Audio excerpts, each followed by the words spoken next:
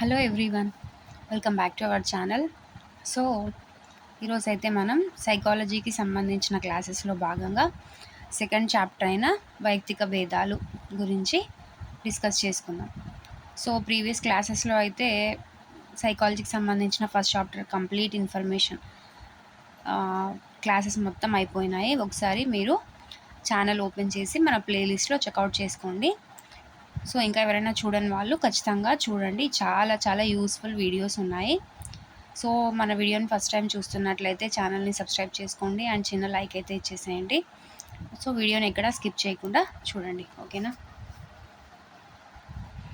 వైయక్తిక భేదాలు అంటే individual differences, అంటే ఒక మనిషికి ఇంకొక మనిషికి మధ్యలో ఉండే డిఫరెన్సెస్ ఉంటాయి కదా, ఒక పని చేయడంలో, చదవడంలో, రాయడంలో, ఆటలాడడంలో, అవే వైయక్తిక భేదాలు అనమాట, ఓకేనా. సో ఈ వైయక్తిక భేదాలు అంటే ఏంటో దాని గురించి చాలామంది నిర్వచనాలు ఇచ్చారు. ఫస్ట్ అయితే నిర్వచనాలు చూసిద్దాము.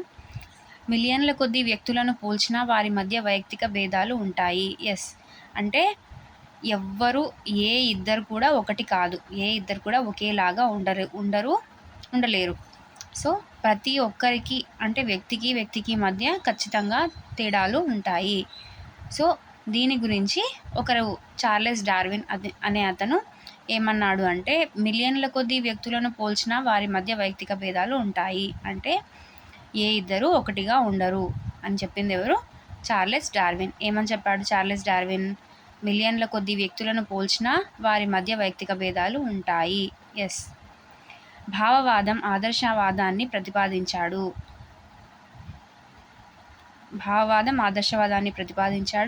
ప్రతి వ్యక్తికి కూడా ప్రకృతి సిద్ధంగా కొన్ని ప్రత్యేకతలు ఉంటాయి, వాటి ఆధారంగా అంటే వైయక్తిక భేదాల ఆధారంగానే బోధన జరపాలి అని ప్లేటో చెప్పాడనమాట.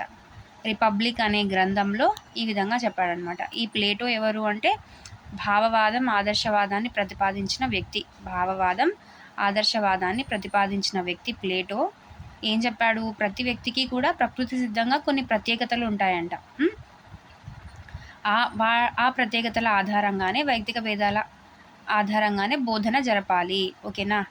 ఆ ప్రత్యేకతల ఆధారంగా అంటే ఆ వైయక్తిక భేదాల ఆధారంగా బోధన జరపాలి, ఓకేనా.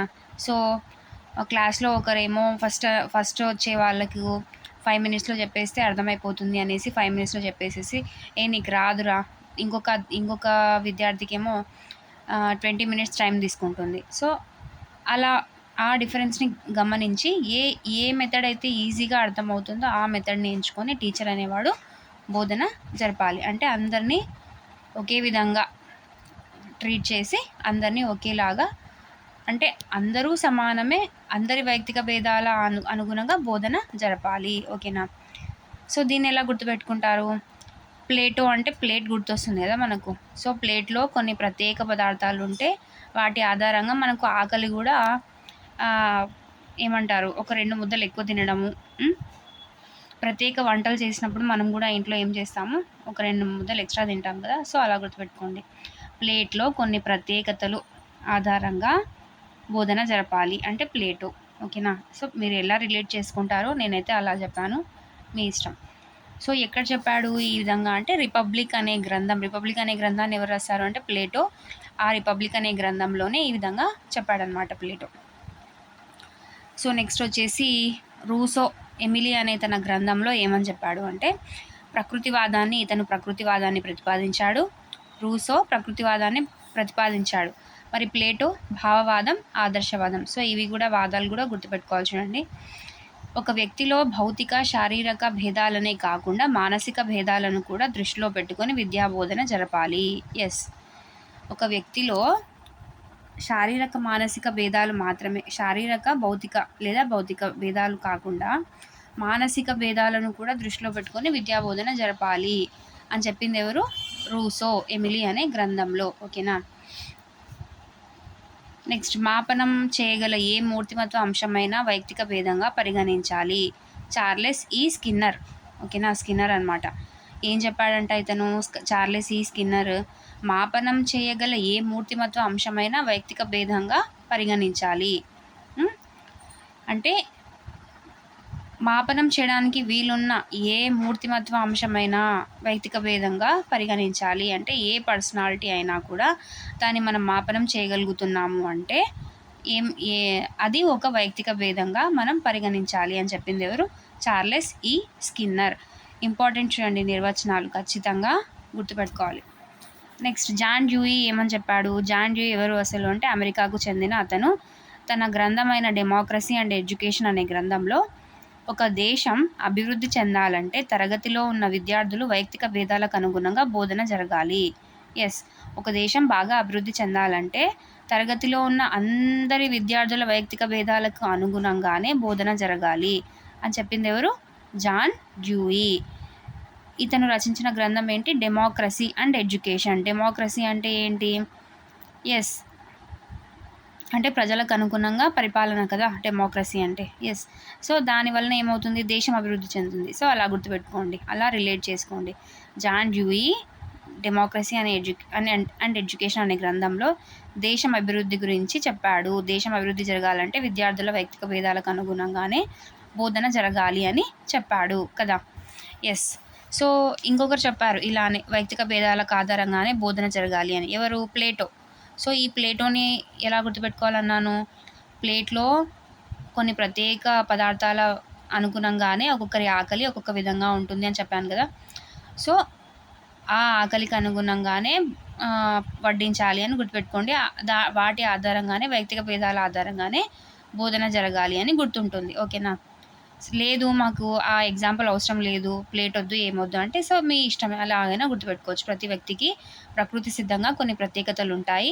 వాటి ఆధారంగా ఉంటే వైయక్తిక భేదాల ఆధారంగానే బోధన జరగాలి అని చెప్పింది ఎవరు? ప్లేటో.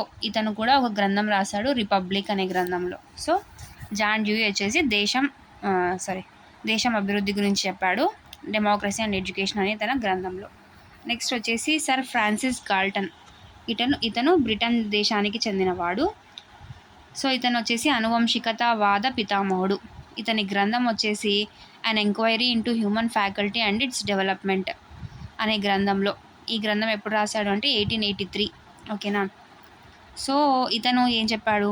మానవమితి ప్రయోగశాలను స్థాపించాడు. మానవమితి అంటే హ్యూమన్ ల్యాబొరేటరీ. ఓకేనా? మానవమితి ప్రయోగశాలను స్థాపించాడు. ఆత్మావలోకన పద్ధతి ద్వారా వ్యక్తులలో వైయక్తిక భేదాలు ఉంటాయని గుర్తించారు. ఆత్మావలోకన పద్ధతి అనే ఒక పద్ధతి ద్వారా వ్యక్తులలో వైయక్తిక భేదాలు ఉంటాయి అని ఇతను గుర్తించాడు అన్నమాట. ఓకేనా? మానవ మితి అనే ప్రయోగశాలను కూడా స్థాపించాడు. ఓకేనా? అంటే హ్యూమన్ ల్యాబొరేటరీ. ఓకేనా? సో ఇతను ఆత్మావలోకన పద్ధతి ద్వారా వైయక్తిక భేదాలు ఉంటాయి అని గుర్తించాడు. ఎవరు? Sir Francis Galton. బ్రిటన్ దేశానికి చెందినవాడు. ఇతను ఒక అనువంశికతావాద పితామహుడు. ఓకేనా? అన్ enquiry into human faculty and its development అనే గ్రంథంలో చెప్పాడనమాట. ఏంటి? ఆత్మావలోకన పద్ధతి ద్వారా వ్యక్తులలో వైయక్తిక భేదాలు ఉంటాయి అని గుర్తించాడనమాట. ఓకేనా? Next JM Cattell. అమెరికాకు చెందిన జేఎం కాటిల్. అంటే ఇతను ఎవరు అంటే గాల్టన్ చేత ప్రతిభావంతుడైన వ్యక్తి అనమాట.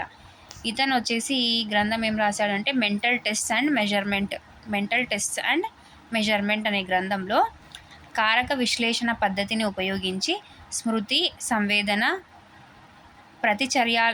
ప్రతిచర్యా కాలాలపై పరిశోధనలు చేసి వైయక్తిక భేదాలు ఉంటాయని తెలిపారు. సో ఏంటంట, ఈ జేఎం క్యాటిల్ అనే వ్యక్తి కారక విశ్లేషణ పద్ధతిని ఉపయోగించి, అదే గాల్టన్ అయితే ఆత్మావలోకన పద్ధతిని ఉపయోగించి వైయక్తిక భేదాలు ఉంటాయని గుర్తించాడు. సో అతని చేత ప్రతిభావంతుడైన ఈ జేఎం కాటిల్ అనే వ్యక్తి కారక విశ్లేషణ పద్ధతి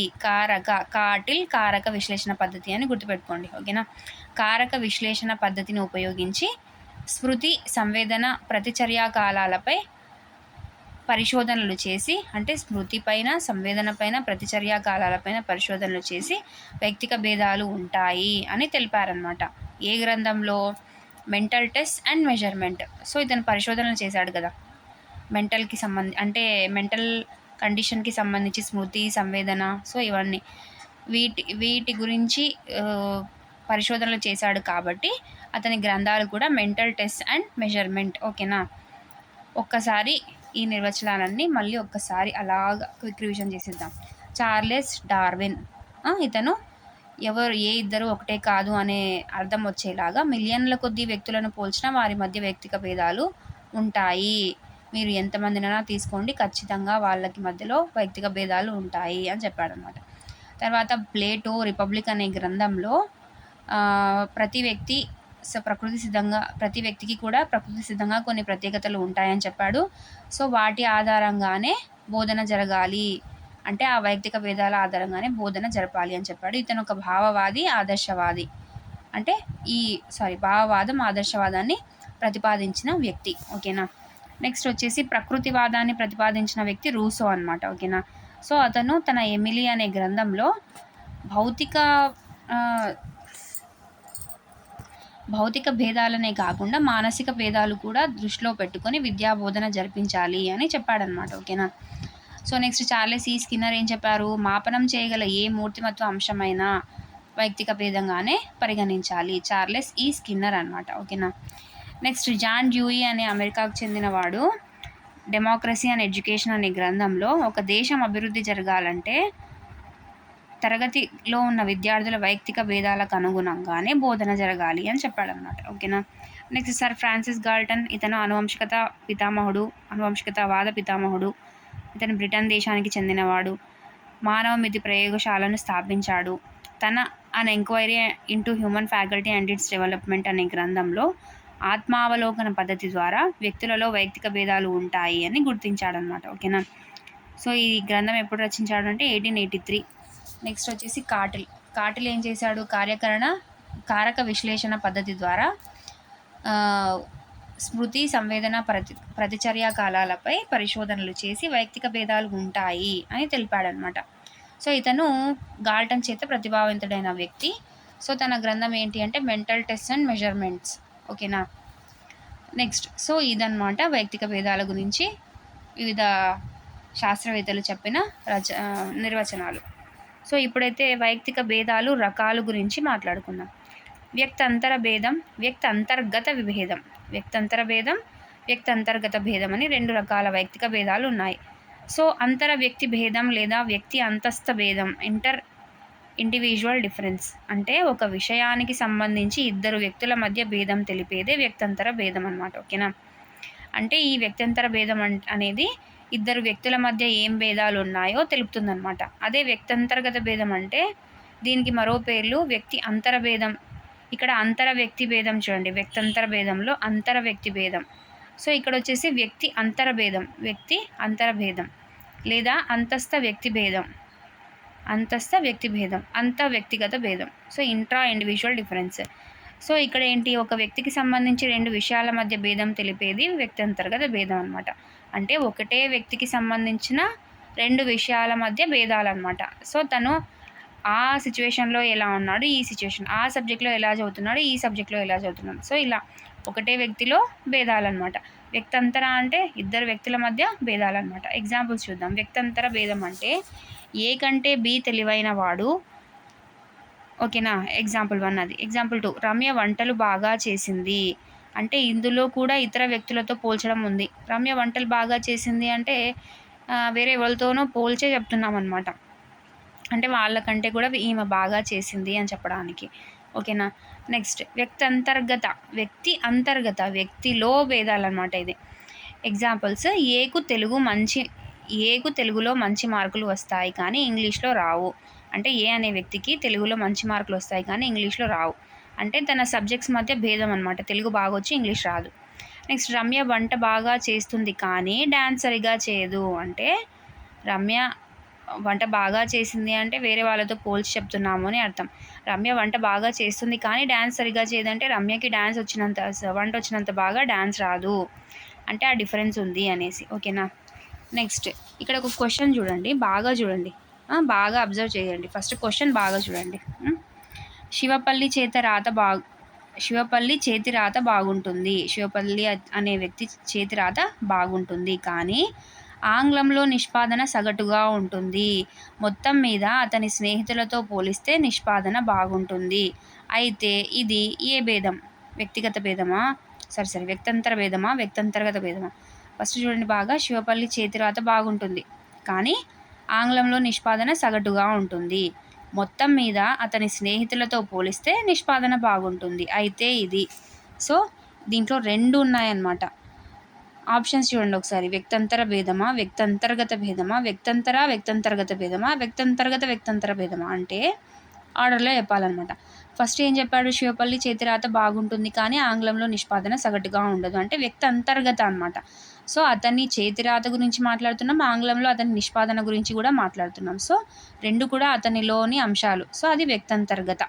మొత్తం మీద అతని స్నేహితులతో పోలిస్తే నిష్పాదన బాగుంటుంది అయితే ఇది అంటున్నాం. అంటే స్నేహితులతో పోలుస్తున్నామంటే అదేంటి, వ్యక్తంతర భేదం అనమాట. సో ఫస్ట్ 2 లైన్స్ చదివితే వ్యక్తంతర్గత భేదం, తర్వాత 2 లైన్స్ చదివితే వ్యక్తంతర భేదం. సో అది ఆర్డర్ కూడా చెప్పాలి. ఫస్ట్ వ్యక్తంతర్గత, తర్వాత వ్యక్తంతర. సో క్వశ్చన్స్ ఇలా కూడా వస్తాయి, జాగ్రత్తగా ఆన్సర్ చేయాలి. ఓకేనా. నెక్స్ట్ వచ్చేసి వైయక్తిక భేదాలకు గల కారణాలు. ఓకేనా. వైయక్తిక భేదాలు, అసలు వైయక్తిక భేదాలు ఎందుకు ఏర్పడతాయి, ఒక వ్యక్తికి భేదాలు ఎందుకు ఏర్పడతాయి, అసలు వ్యక్తిలో కూడా ఎందుకు ఏర్పడతాయి అంటే దానికి గల కారణాలు ఏంటి అంటే అనువంశికత 50% అయితే పరిసరాలు 50%. మనం అనువంశికత గురించి డీటెయిల్డ్గా ఫస్ట్ చాప్టర్లో చెప్పుకున్నాం కదా.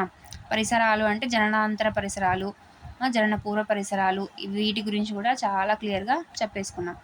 సో అనువంశికత అంటే మనకు పుట్టుకతో వచ్చిన లక్షణాలు. ఓకేనా. అంటే మన తల్లిదండ్రుల నుంచి లేదా పూర్వుల నుంచి వచ్చిన లక్షణాలు అన్నమాట అనువంశికత. పరిసరాలు అంటే మనం పెరిగి పెద్దయ్యే వాతావరణం, సమాజం, పాఠశాల, ఇవన్నీ పరిసరాల కిందకే వచ్చేస్తాయి. ఓకేనా. సో వైయక్తిక భేదాలు కనిపించే అంశాలు. వైయక్తిక భేదాలు కనిపించే అంశాలు అంటే వైయక్తిక భేదాలు దేంట్లో కనిపిస్తాయి అంటే ప్రజ్ఞలో, సహజ సామర్థ్యాలలో, సృజనాత్మకత, అభిరుచులు, వైఖరులు, అలవాట్లు, ఆలోచన, వీటన్నింటిలో కూడా వైయక్తిక భేదాలు కనిపిస్తాయి. ప్రజ్ఞ అనేది ఇద్దరు వ్యక్తుల మధ్య సేమ్ ఉంటుందా? ఉండదు. అసలు ఒక వ్యక్తిలోనే వివిధ అంశాల మధ్య ప్రజ్ఞ సేమ్ ఉంటుందా? ఉండదు. ఇప్పుడు నాకు మ్యాథ్స్ చాలా బాగా వచ్చు, సైకాలజీ అంత బాగా రాదు. సో నాలో ఆ భేదం ఉంది కదా ప్రజ్ఞలో. ఎస్.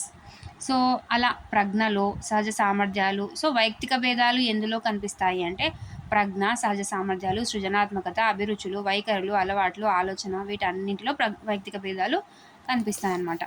సో వైయక్తిక మనోవిజ్ఞాన శాస్త్రవేత్త పితామహుడు, వెరీ వెరీ ఇంపార్టెంట్ అండి.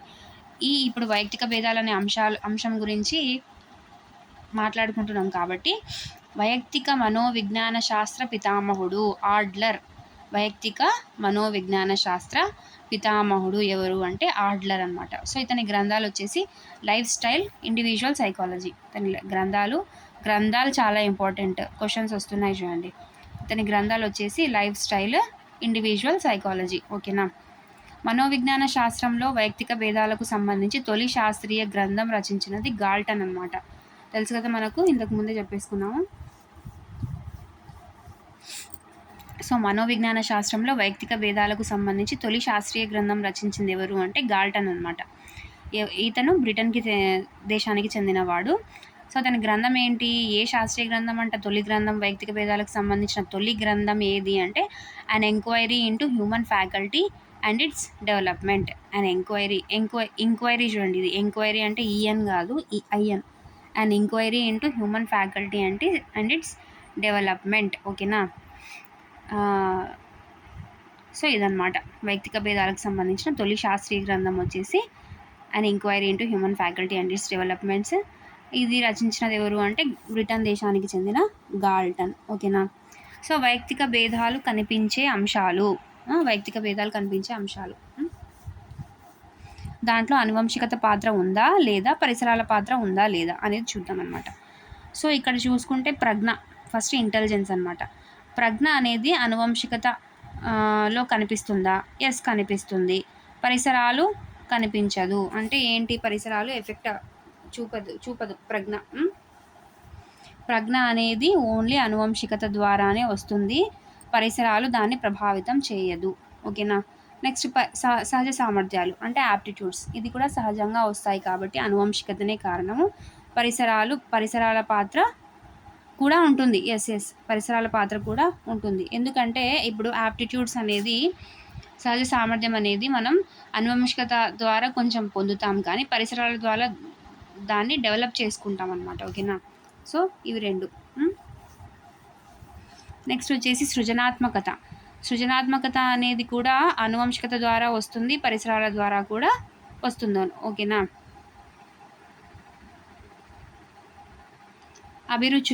అభిరుచులు అనేవి ఆనువంశికత ద్వారా రావు. ఎందుకంటే మనం పుట్టి పెరిగి పెద్ద అయిన తర్వాత ఒక అభిరుచి ఏర్పడుతుంది. అది పుట్టుకతో వచ్చేది కాదు. సో ఆ ఒక అభిరుచి ఏర్పడాలి అంటే పరిసరాలు ప్రభావితం ఉంటుందన్నమాట. ఓకేనా. నెక్స్ట్ వైఖరులు అనేది కూడా, యాటిట్యూడ్ అనేది కూడా మనకి పుట్టుకతో రాదు. పుట్టిన తర్వాతనే పరిసరాల ద్వారా ఒక యాటిట్యూడ్ ఏర్పడుతుంది. అలవాట్లు కూడా అంతే.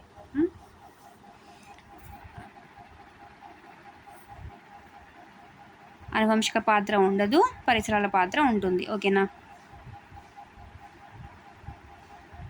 ఎస్, ఈ ప్రజ్ఞ, సహజ సామర్థ్యాలు, సృజనాత్మకత అనేది పుట్టుకతోనే వస్తుందన్నమాట. ఓకేనా. పుట్టుకతోనే వస్తాయి. తర్వాత అభిరుచులు, వైఖరులు, అలవాట్లు అనేవి పుట్టిన తర్వాత పరిసరాల ప్రభావంతో ఏర్పడతాయి అన్నమాట. ఓకేనా. సహజ సామర్థ్యాలు, ప్రజ్ఞ, సృజనాత్మకత ఇవి 3 వచ్చేసి పుట్టుకతోనే ఉంటాయి. పరిసరాల ద్వారా ప్రభావితం చెందని అంశం ఒకటి ఉంది. ఏంటది? ప్రజ్ఞ కదా. అంటే అనువంశికత మాత్రమే ప్రజ్ఞని ప్రభావితం చేస్తుంది. నెక్స్ట్ సహజ సామర్థ్యాలు, సృజనాత్మకత ఇవి 2 కూడా పుట్టుకతోనే వచ్చినా కూడా పరిసరాలు కూడా ప్రభావితం చెందిస్తాయి. తర్వాత అభిరుచులు, వైఖరులు, అలవాట్లు ఇవి 3 వచ్చేసి పుట్టిన తర్వాత ఏర్పడే అంశాలు. సో దీనిలో అనువంశికత పాత్ర ఏమాత్రం ఉండదు, పరిసరాల పాత్ర మాత్రమే ఉంటుంది. పరిసరాలు మాత్రమే ప్రభావితం చేస్తాయి. సో ఇది మన వైయక్తిక భేదాల రకాలు. ఓకేనా. వైయక్తిక భేదాలను ప్రభావితం చేసే అంశాలు, వివిధ నిర్వచనాలు. ఓకేనా. సో కొన్ని అంశాలు అన్నమాట. సో నెక్స్ట్ క్లాస్లో వచ్చేసి మనం ప్రజ్ఞకు సంబంధించిన నిర్వచనాలు. ఓకేనా.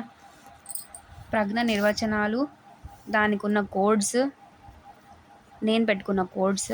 ఓకేనా. నెక్స్ట్ వచ్చేసి ప్రజ్ఞ లక్షణాలు, స్వభావము. తర్వాత ప్రజ్ఞ కాని అంశాలు, అంటే ప్రజ్ఞ కాకుండా ఇతర అంశాలు అన్నమాట. ఓకేనా. సో మా ఇంట్లో ఆర్టిస్టులు నా బుక్కుల మీద బాగా ఎక్స్పెరిమెంట్ చేశారు. తర్వాత ప్రజ్ఞ రకాలు. సో ఇవన్నీ మళ్ళీ నెక్స్ట్ క్లాసెస్లో మనం చాలా డీటెయిల్డ్గా ఈ విధంగానే ఎక్స్ప్లెయిన్ చేసుకుందాం. సో ఇప్పటికైతే క్లాస్ని ఎండ్ చేసేద్దాము. సో ఇంకా మన ఛానల్ని ఎవరైతే సబ్స్క్రైబ్ చేసుకోలేదో, ఇంత మంచి క్లాస్ విన్నాక కూడా మీరు సబ్స్క్రైబ్ చేసుకోకుండా ఉంటారా? నో కదా. ఖచ్చితంగా సబ్స్క్రైబ్ చేసుకుంటారు. So please subscribe to my channel. And ఈ వీడియో మీకు యూస్ఫుల్ అనిపిస్తే మీ ఫ్రెండ్స్కి, ప్రిపేర్ అయ్యే వాళ్ళకి షేర్ చేయండి. అండ్ మీ ఫీడ్బ్యాక్ని కంపల్సరీగా కామెంట్ చేయండి. ఒక చిన్న లైక్ అయితే ఇచ్చేసేయండి. ఓకేనా. Thank you for watching.